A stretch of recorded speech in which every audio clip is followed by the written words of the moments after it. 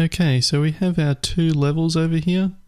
Let's now create a level select screen so that when the player starts up the game, they are able to select whichever level they would like to play. So in our scenes folder and then in the game folder, right click, create and scene. Let's call this one main menu. Okay, now just double click to open the scene. First thing we need to do is come to Game Object, UI, and create a canvas. Once again in the canvas render mode, come down to Screen Space Camera. And we don't need a special camera for this scene, so we can just grab the normal main camera and drag it onto Render Camera. Okay, now our canvas has been created. The first thing you want in here is a background image. So come up to Game Object again, UI, and Image.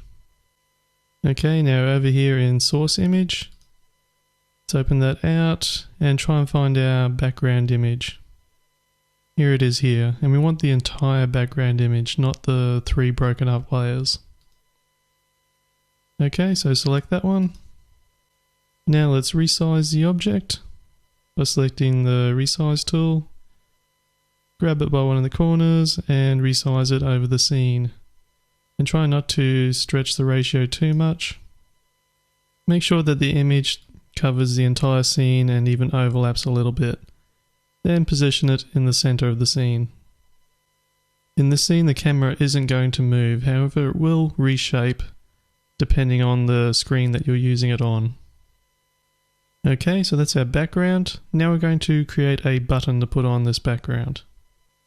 So up to Game Object again, UI, and button. Okay, now for your button you just created, come over here to Image, Source Image, and we're going to select a UI sprite. Now for this I'm just looking for a sign. Here we go, this sign will be perfect.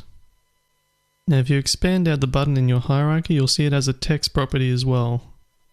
Let's change this text to level 1. Come to the color picker and let's select a white color. The font size is really small as well, so let's take that up to 30. And this text is always going to center in the middle, so I'm just going to put in an extra return in here so that the text is more centered in the middle of this sign. Okay, so that's our button. Now when we press the button, we want something to happen. So let's start making the script to be able to do that. Come down to your scripts folder. We're going to create a new C# script. And it's going to be called level select. Okay, then just open the script. Now we won't need a start or update method in here, so let's just take those both out. We're going to use this class to change scenes, so we'll need to bring in Unity engine dot scene management. And let's start this off with a instance variable. So public string level prefix. So this will be the name of the level before the number. This will have one function, so it will be a public void load level. And it's going to receive a integer called level ID. Okay, and from there we're going to access the scene manager framework, use the load scene function, and pass in the level prefix plus the level ID. Okay, now back in Unity we know that each level will start with level O and then we'll have the number level 1 or 2. So straight away let's just set this prefix to level O. That means we only have to pass in the one number for the actual level.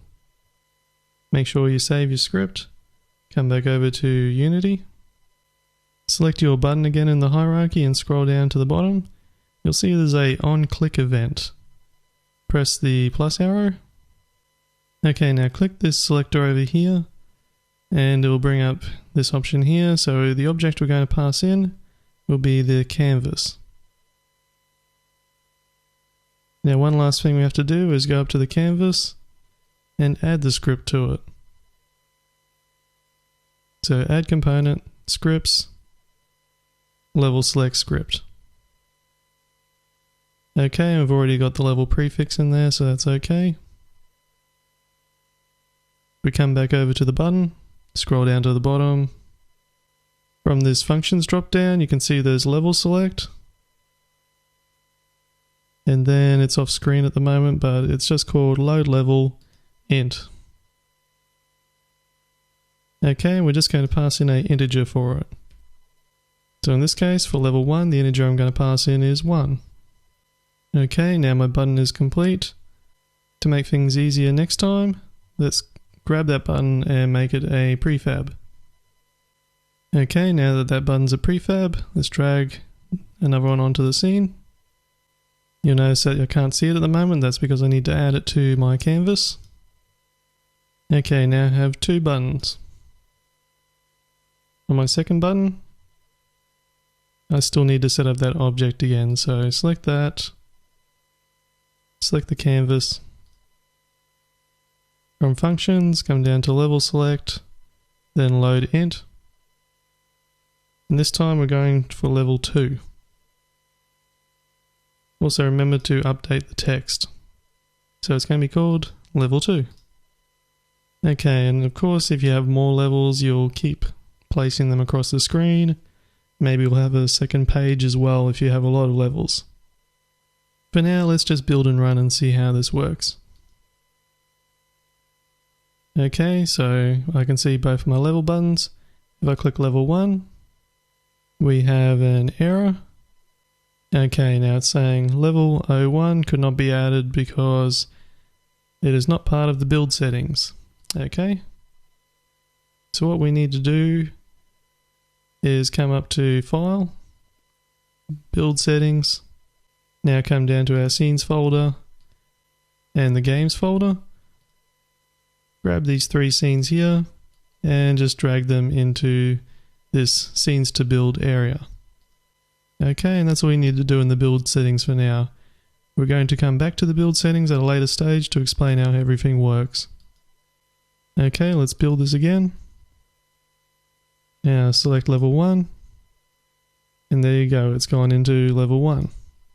If I run again and select level 2, we're in level 2. Now when a level is completed, you need a way to get back to the main menu. So in the next lesson, we're going to look at how you handle win and loss events.